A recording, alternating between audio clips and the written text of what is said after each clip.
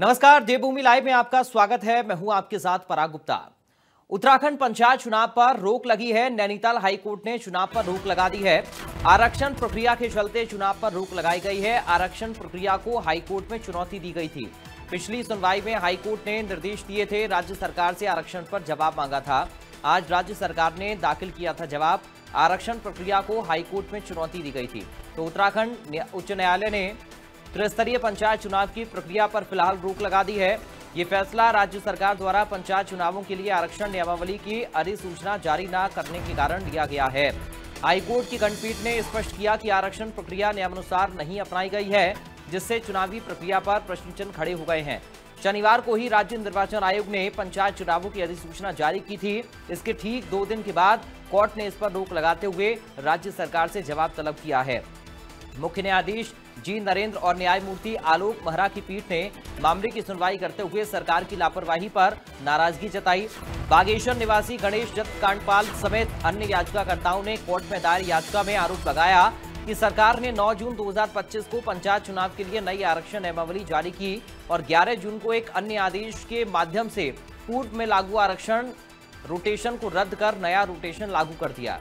याचिकाकर्ताओं का कहना है कि यह प्रक्रिया न सिर्फ नियमों के विरुद्ध है, बल्कि इससे कुछ सीटों पर लगातार 4 बार आरक्षण लागू हो गया है, जिससे वे चुनाव लड़ने से वंचित रह गए हैं। कोर्ट ने पाया कि सरकार ने हाईकोर्ट द्वारा पूर्व में दिए गए निर्देशों की अनदेखी की और आरक्षण निर्धारण में उचित प्रक्रिया का पालन नहीं किया। यही नहीं, कोर्ट के निर्देश के बावजूद सरकार ने चुनाव की अधिसूचना जारी कर दी, जिसे अदालत ने गंभीरता से लिया। श्रीवास्तव इस वक्त हमारे साथ लाइव जुड़ गए हैं। संजय, चुनावी प्रक्रिया पर कोर्ट ने रोक लगा दी है, क्या अपडेट मिल रहा है?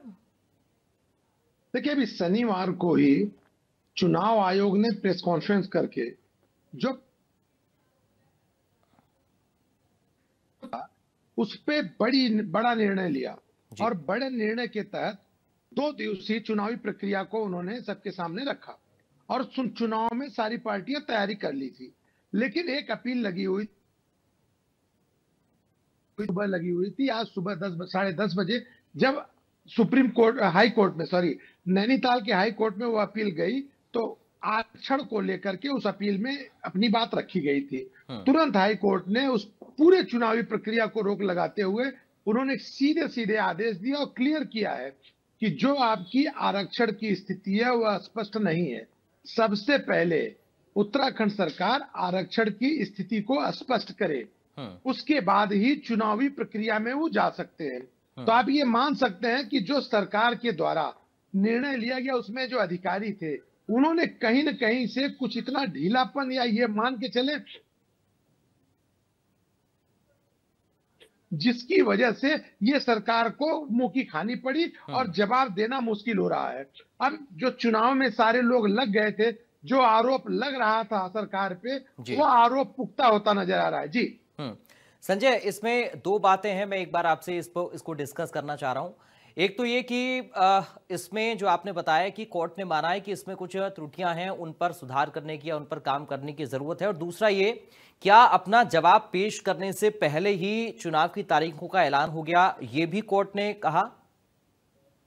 देखिए, मामला आरक्षण को लेकर के था। सरकार ने कुछ दिन पहले जो लिस्ट जारी की उसमें आरक्षण को लेकर के उन्होंने क्लियर तो कर दिया था कि इस जितने चुनाव हो रहे हैं उसमें कौन से आरक्षण की कैटेगरी में आते हैं। मैं आपको फिर से स्पष्ट कर दूं, इन्होंने तो अपना निर्णय ले लिया था जी, लेकिन उसमें बहुत से लोग असंतुष्ट थे क्योंकि ये जो निर्णय हुआ था उसमें जो आरक्षण में जो लोगों का नाम गया था या जो जिन क्षेत्र का नाम गया था उस पे जो कुछ आपत्तियां थी, इन्होंने आपत्तियां भी मंगाई थी, लेकिन लोगों का ये कहना है कि उनकी आपत्तियों को ध्यान नहीं दिया गया, जिसकी वजह से उन्हें कोर्ट जाना पड़ा। और कोर्ट जाने के बाद एक तरफ इन्होंने अपने हिसाब से आरक्षण की स्थिति को तो स्पष्ट कर दिया था, लेकिन लोग संतुष्ट नहीं थे, तो लोगों ने नीति के साथ, जो नीति स्पष्ट नीति है उसके साथ कोर्ट में मामले को रखा।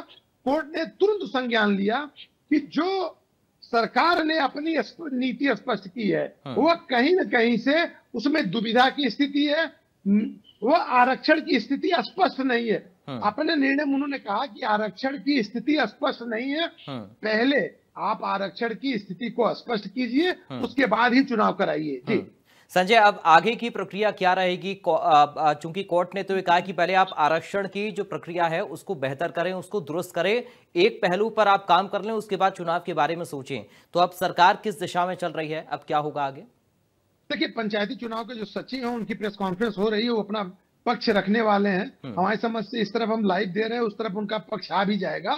लेकिन सबसे महत्वपूर्ण ये, सरकार अपने बचाव के लिए तो ये कह चुकी है कि हमने आरक्षण का जो कंडीशन है, जो श्रेणी है, वो बांट रखे हैं। लेकिन ये जो हाईकोर्ट का ये कहना है, आपने जो भी श्रेणी बांट रखी है, जिस क्षेत्र को भी आरक्षित करा है, स्पष्ट नीति आपने नहीं दिखाई है।